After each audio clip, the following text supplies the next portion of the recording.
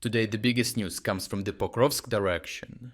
Here, the Russian offensive on Myrnohrad is reaching its breaking point, as repeated assaults are failing and the chance to encircle the town is slipping away. With no options left, Russian forces are turning to scorched-earth tactics, flattening what they couldn't conquer in a final act of desperation. Russia's goal is to establish a foothold in Myrnohrad and put pressure on the Ukrainians inside the town, forcing them into urban fighting under constant drone surveillance. If the Russians manage to establish positions inside Myrnohrad, the situation will replicate Pokrovsk, turning the whole town into a grey zone. Russian forces tried to exploit the infiltration tactics that proved effective in Pokrovsk, where small assault teams of 1 to 3 soldiers used nearby settlements to infiltrate Ukrainian positions. However, this approach has failed around Myrnohrad due to the vastly different landscape.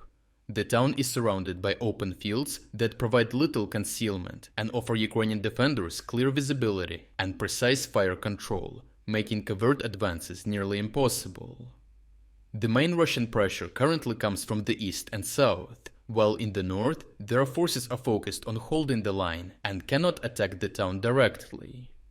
In this sector, the drone activity is one of the highest on the front line, which makes movement extremely difficult and dangerous. However, bad weather conditions, such as fog, allow the Russians to move a bit more freely because of the low visibility. This is something the Ukrainians also exploit, as it allows them to bring in supplies and rotate soldiers, who would be otherwise hunted down by Russian drones. As the rainy season is in full force, mud is another disadvantage for the Russians because armored vehicles get stuck easily and become immobilized targets for the Ukrainian FPV drones. The Russians are relying heavily on electronic warfare systems to jam them, but the Ukrainians adapted to the battlefield realities and bad weather by using fiber optic drones to overcome them.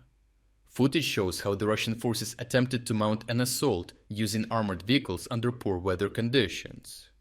Unfortunately for the Russians, despite their use of vehicles equipped with welded drone protection cages, the Perron Corps of the 79th Air Assault Brigade dispatched their fiber optic guided drones and attacked them. As a result, several armored vehicles were immobilized and subsequently destroyed. More footage shows how the Russians launched another assault using 2 PRP-4M lightly armored vehicles, again under the cover of fog, but the Ukrainian soldiers were on high alert and had drones equipped with thermal sensors to detect and track the enemy. As the Russian column approached the Dragon's Teeth, the anti-tank obstacles funneled them into a carefully prepared kill zone. One of the vehicles hit an anti-tank mine and got immobilized, forcing the attackers to dismount earlier under the watchful eyes of the Ukrainian drones. The surviving troops tried to take cover in a forest belt, but were hunted down due to their contrasting thermal footprint, leaving corpses and another failed assault behind. Because of the series of unsuccessful attempts to break into Myrnohrad, the Russian forces reverted to scorched-earth tactics, employing one of their most powerful conventional munitions, the 3-ton Fab 3000 bomb.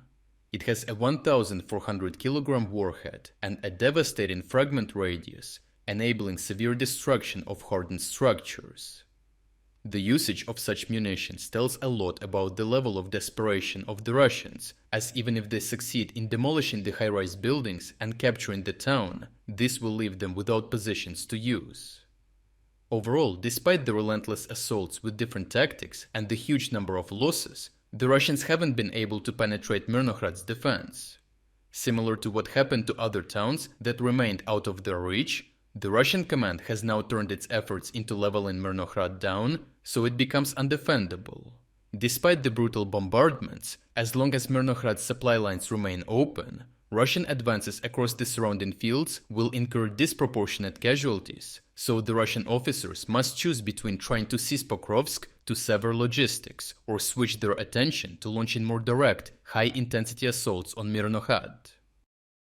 The biggest problem with reading news online is that it comes as a stream of isolated headlines, with no context or timeline of the events that led to them, creating the illusion that things happen at random.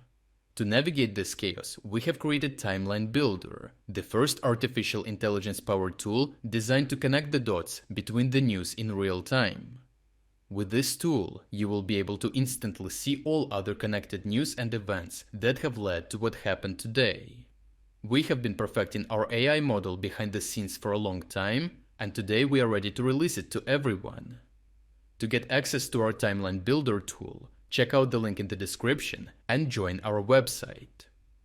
Thank you for watching this update, and a special thanks to everyone already following our interactive map.